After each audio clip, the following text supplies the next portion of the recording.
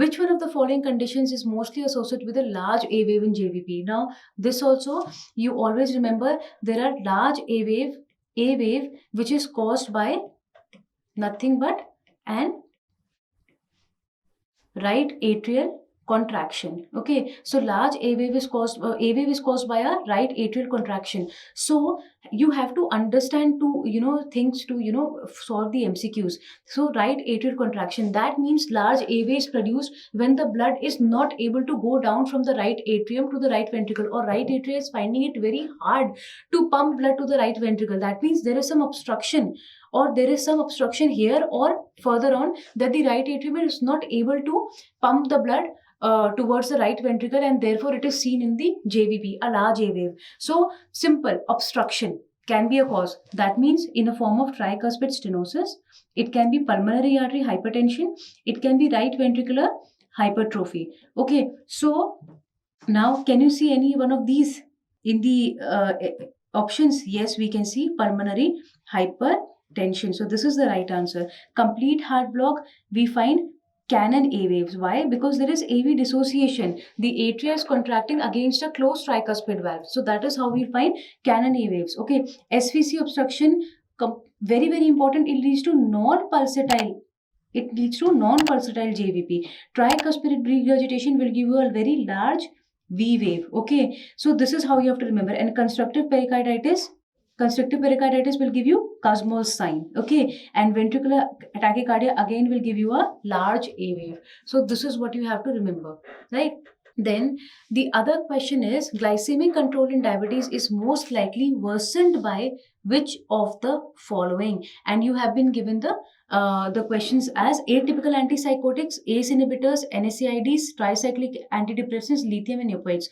Always remember that. Now, first I will tell you which drugs are known to cause an impaired glucose tolerance. Why it is so important to know that? Because in diabetic patients or even in non-diabetic patients who have impaired glucose tolerance, you cannot give these drugs, basically are contraindicated, and you cannot give these drugs because they will cause more impaired glucose tolerance. Okay, so or more increased level of glucose. So let's see that the drugs which cause impaired glucose tolerance. Okay, the first one is your diuretics, and out of that, thiazides are most notoriously cause impaired glucose tolerance. So we always have to give them with a bit of fair when we're giving them in basically diabetic patient. Thiazide diuretics, any other contraindication, or does it cause anything else? It also causes hyperuricemia. So even in gout patients, usually we avoid giving thiazide diuretics. So this is 2 points that we came to know about thiazide diuretics today, that it causes impaired glucose tolerance and it also causes hyperuricemia.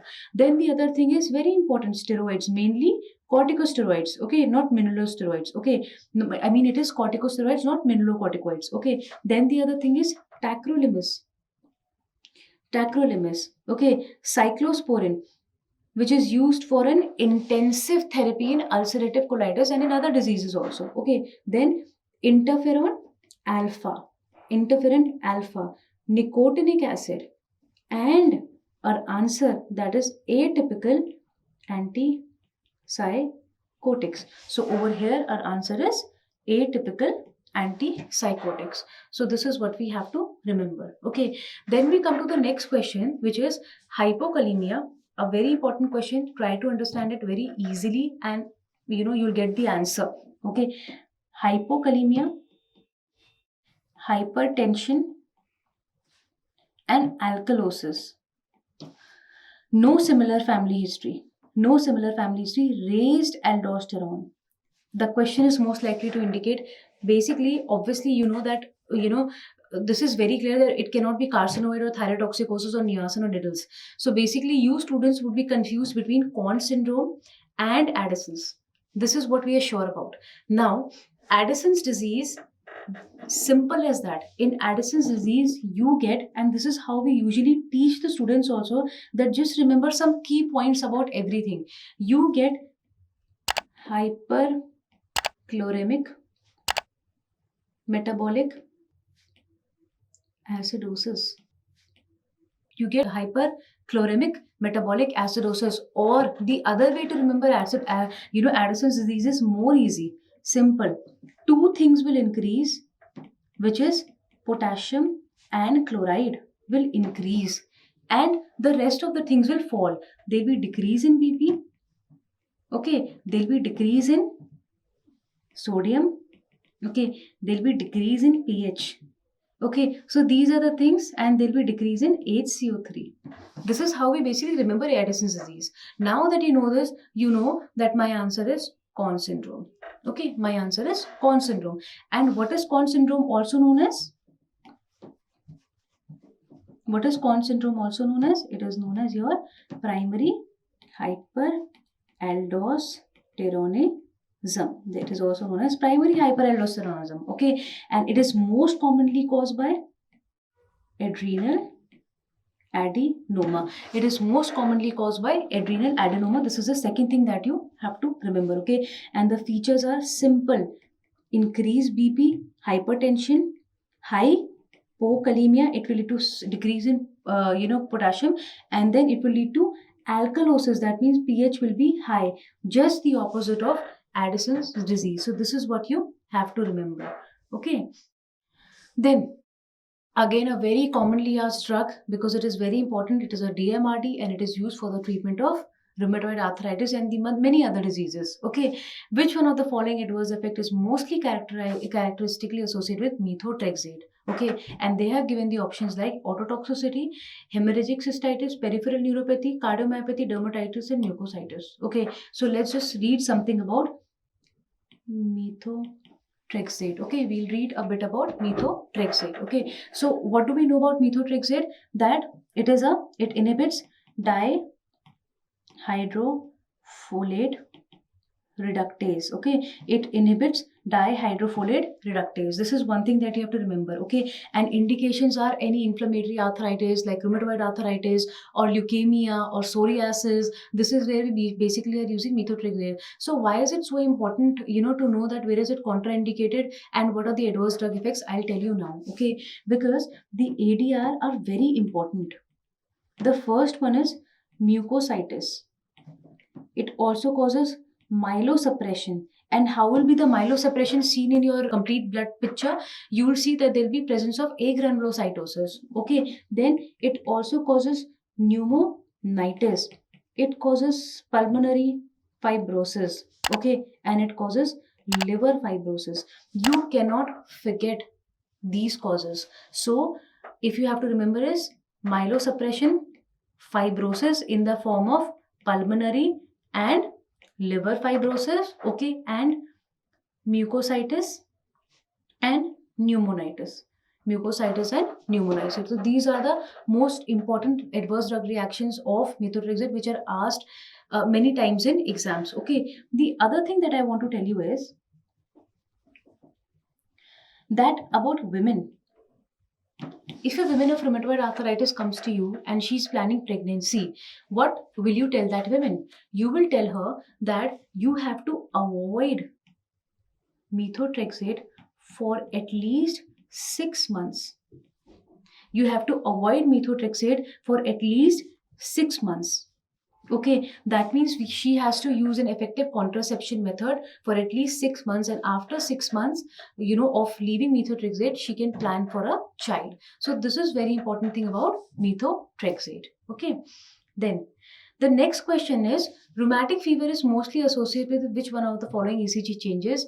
Again, asked a lot of times, and this is also a minor criteria now for rheumatoid fever. What is that? A prolonged PR interval. Asked many times in the exams. Okay, but now again, a prolonged PR interval causes have also been asked a lot of times in the exam. So let's see that what are the causes of prolonged PR interval. Okay, the first and foremost causes is idiopathic. It is an idiopathic cause. Then it is your digoxin toxicity. Okay, then the topic that we are reading right now, rheumatic fever. Then very, very important point, hypokalemia. Hypokalemia will lead to a prolonged PR interval. Okay, ischemic heart disease leads to prolonged interval. Now, if I ask you any infiltrative disorders or any autoimmune disorders, then you'll see sarcoidosis and Lyme's disease leads to your prolonged PR interval. Again, ask a lot of times in exam. Okay, so this is what you have to remember.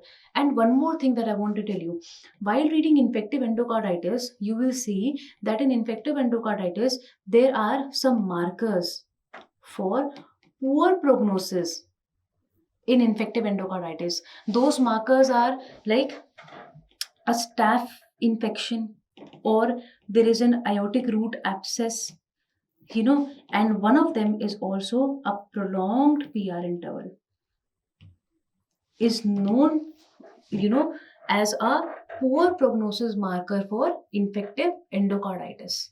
Okay. Then we come to the next question, which is, what is the underlying etiology of idiopathic thrombocytopenic purpura? Okay, so what is the underlying etiology for idiopathic thrombocytopenic purpura? It is simple.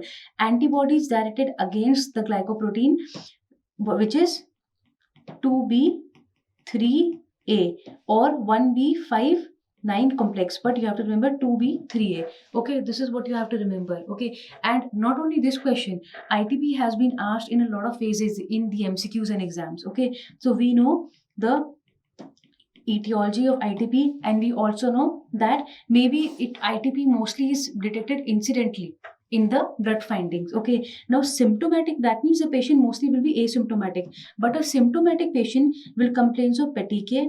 A symptomatic patient will complain of purpura, bleeding in the form of epistaxis, okay, or even a very catastrophic bleeding. Okay, so that is how basically an ITP patients will present to you. But mostly the patients will be asymptomatic, and when you get a blood panel, then you'll come to know that yes, the patient is having ITP. And what is the first line treatment or drug of choice for ITP? It is your oral prednisolone. This is what you have to remember.